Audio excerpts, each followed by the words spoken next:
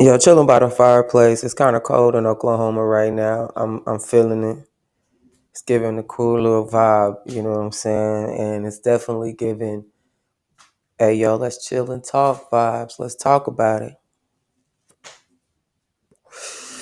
And we finish up this vegetable participation. We got the red and blue fire. I think it's green. Oh yeah, the blue fire going on right now. It looks different on my camera that I'm looking at it on the screen, but it's blue right now. So I guess it's not picking up the correct hues. But I mean, a lot of it's an old camera. hmm I've been trying to get into podcasting lately. It's been a cool little situation. If you want to come join me and do some stud talk, some bro talk, some rainbow talk, because there's a lot of things that's going on, and I think there's a lot of misconceptions that I think we all could address and get head on, because there's a lot of variance to this. This week we've got on the topic of vulnerability with studs, because like men aren't able to be vulnerable, and in a lot of places studs aren't either. If you're a masculine presenting, you're really not able to. But that's why I want to say stud over masculine presenting, because many masculine presenting women don't want to be one classified, and then like they know that they carry a dominant aura about them, but they don't necessarily want to be considered something so mannish. And that's cool, very much understanding, because I have been in a phase where I want to have the opportunity to speak to my woman and like be able to express myself. And it may come off angry, but just let me be in that moment. You know what I'm saying? It might be because a lot of times I feel like it's like passion driven and a person is just really trying to express themselves. Whereas if I'm able to go to the nail shop with you, why come I can't talk to you? And you know what I'm saying? Like I've had girlfriends who wanted to like take me along with them to get my nails done or whatever. And obviously I'm not getting my nails done, but you know what I'm saying? Like getting a manicure. And you know, I'd be like, hey, do it like you would do a man. You feel me? And I mean that's the best way to put it. But then there's the new era, which hey, all power to you, because even the males are doing it where they're painting their nails. I mean, that's cool. I can understand that. Um, but many times there's not a safe space for the masculines to have except among each other, and then you have to really find you a like have had you a close knit friend group probably for a long time, or somebody who you probably really met at work and y'all just bonded really cool, and then you know what I'm saying, and then somehow maybe some way y'all ended up taking it outside of work. But many times it's an old friendship, and what's crazy is people be like, well, if you don't have friends today, then you might be a problem, da da da. I just might be because I don't play with the same fuckery. And there's a point in life where everyone needs to grow up. And sometimes there's been many areas where I think that there's fuckery. It's not even that I just necessarily don't agree with, but because it might happen so frequently, people just be like, oh, well, whoop de whoop. And then, you know what I'm saying? I'm over here. You feel me? So I don't disagree, but I'm very selective. I mean, my shirt literally says I love music more than I like people.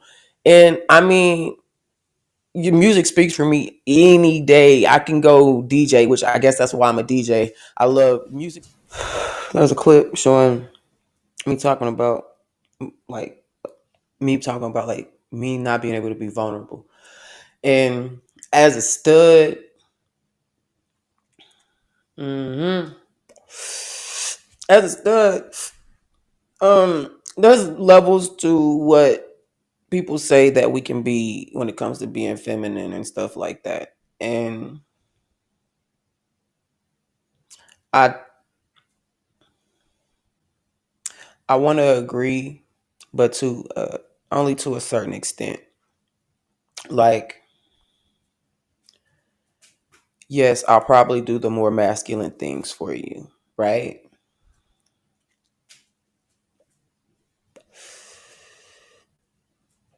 Yes, I will open the doors for you. I was been watching here lately this bare minimum thing, and there's a lot of bare minimum things that women want that I know I do. And it's crazy to me that it's hard to really pick a person out here that you think that really is deserving of that. And somebody I'm sure is going to give me some heat for saying some shit like that. But what I mean by that is, like, there's women out here who are in their whole phase, right? And are they deserving of being treated like a queen in their whole phase? Sure. Maybe somebody sees the value in them. And, just maybe they'll try to wait out that phase of them, right? And when I even with the whole phase, let's just say they not out here fucking. But yet they got all of these men or others willing to try to just spend money on them to court them in that manner. Even though if they don't split, you know what I'm saying?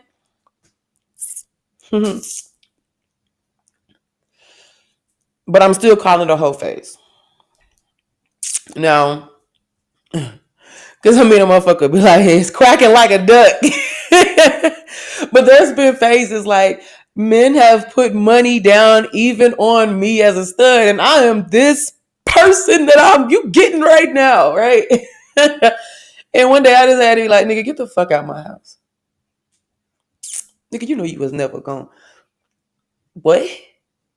But that goes back to the levels of the studs, right? And I don't want to say that one is higher or lower than the other. That's not what I'm saying here. Not even like that. Because there was a time where I considered myself a hardcore stud, a soft stud, a dyke even. You know what I'm saying? Like there was a day where they make fun of the young studs, but there was a day where okay, so I wanted to be trans, so that's a whole nother conversation. But to wear my John around all day, and it was never all day either. But um that brings out the conversation of certain areas being delusional, and I find that funny because I hate the conversation, but it's not a delusion. It's a young mentality trying to find themselves. However,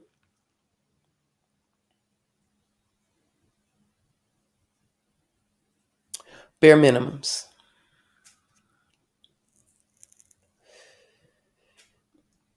Bare minimums.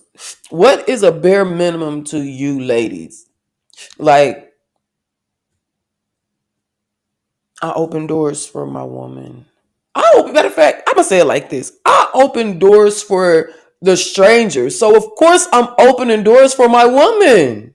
Like, what kind of world? Okay, I would say what kind of world, but I've learned that a lot of chivalry, which is crazy because I keep hearing chivalry has been died and da da da and this and that, and young men even, you know what I'm saying, open doors for me. Like, I don't know where or who, but I'll tell you what. I I noticed that some people say that a young man cannot learn to be a man, and I laugh because I just looked at little James today, and it was one, I'm sure it's one of his old videos because he's older now. Uh, he's like, "Mama, I'm 7 and I'm a man. I mean, I'm a boy, but I mean, I'm a man in a boy's body." And obviously, he is a real young man, but the delusion part, I don't think it's a delusion, like I was saying, but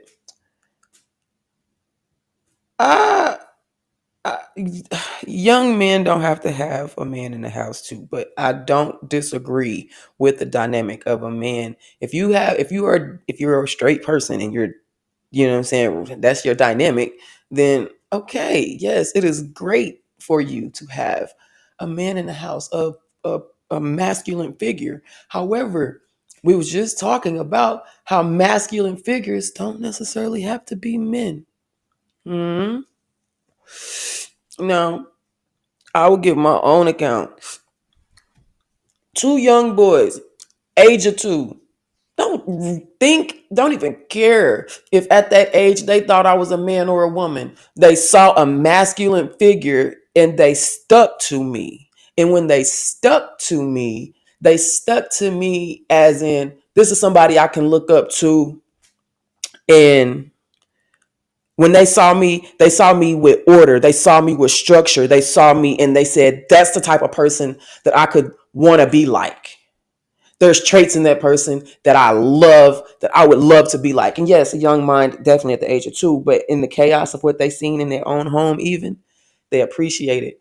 Like me getting up, me brushing my teeth, and they say, come on, let's brush our teeth. Me getting up after we brush our teeth, we go do some push-ups and sit-ups, because guess what, young man, you got to keep your mind too.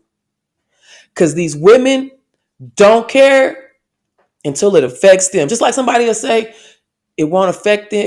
They won't care until it affect their pocket. But remember to take care of you first, because you have to. Words from your big sis, Auntie. Um, what I do know is I know nothing, and that's for sure. And you remember that, because the play of fool, you got to play a fool.